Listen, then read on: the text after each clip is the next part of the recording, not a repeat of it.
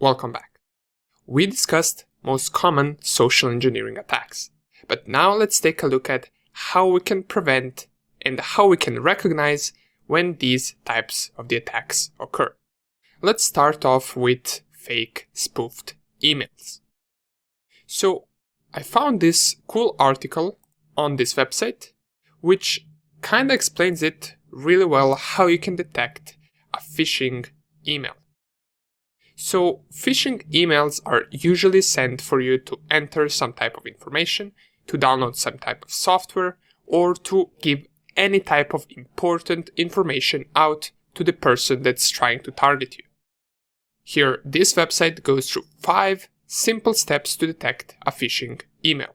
And after we go through these 5 steps, I'm going to show you how we can send a fake spoofed email from Cal Linux, just so you can see how hackers really do it. Okay, so the first step that we got right here is the message is sent from a public email domain. Now, this is an important one. Bigger companies will never send you an email from @gmail.com. Most of those bigger organizations will have their own email domain, and you will see the email ending at their email domain. Usually the domain will be the name of their company.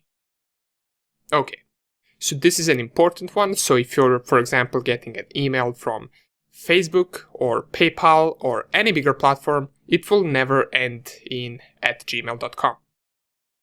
That should be the first sign.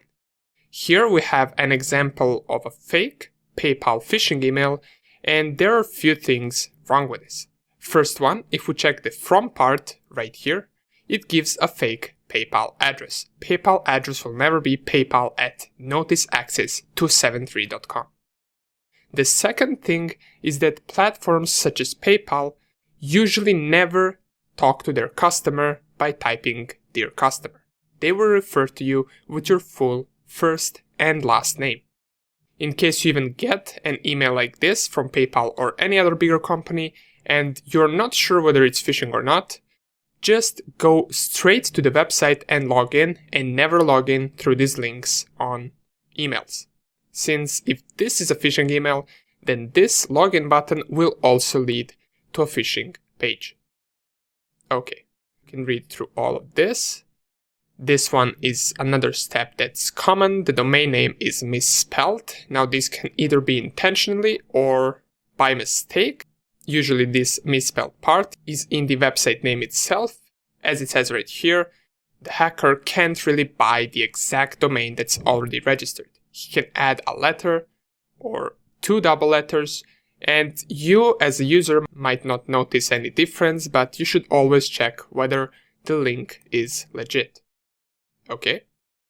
The next thing that we have is that the email is poorly written. Now, this is mostly if the attacker comes from a country where English is not their main language. Bigger companies will never send you an email with poorly grammar and poor spelling. So if you see something like that, it's most likely a phishing email. The next thing, and that's also an important thing, is that it includes suspicious attachments or links. If you're not sure whether the email is phishing or not, never ever download those attachments. It could be malicious software. The best approach for this is to contact back the email address that sent you this or the person that sent you this.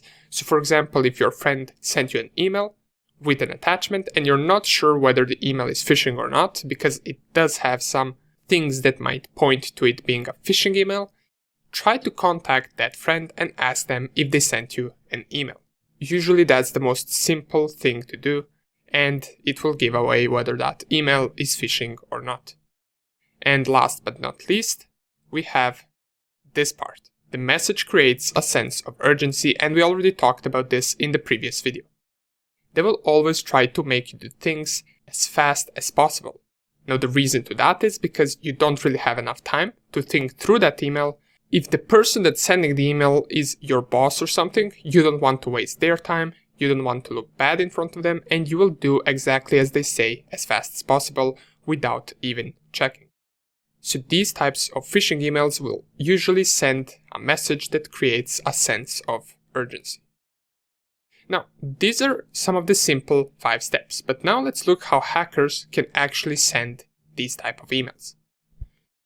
The command is simple. I have it open right here. For this specific case, I'm going to use send email tool from the terminal, and all I have to do is type -F option, which simply allows me to specify any email that I want to send this email as. So in this case, I'll send it as random email at gmail.com. The -T option is simply to who am I sending this email, and these are just parts of email such as message and such as heading. Of course, to be able to send this, we also need a server that sends these emails, and I recommend using this one so that the email doesn't end up in spam folder. Now, I will show you how to send with this sendgrid.com, but I already use my free account. If you want, you can sign up and check it out. All you have to do is add to this command -S option and specify their server over which you want to send this email from. Without it, it will still send the email, but in most cases, if you log in to this target@gmail.com, this email will either finish in the spam folder or it will not reach the target@gmail.com at all in some cases as well. So hackers will mostly use these tools and combine it with something like SendGrid to make it look even more legit. Nonetheless, this is how easy you can send a fake email just over terminal in Linux. And we covered some steps on which you should keep an eye on, but that's about it for the email spoofing. I will leave some more resources down below that you can take a look at, and I will see you in the next lecture.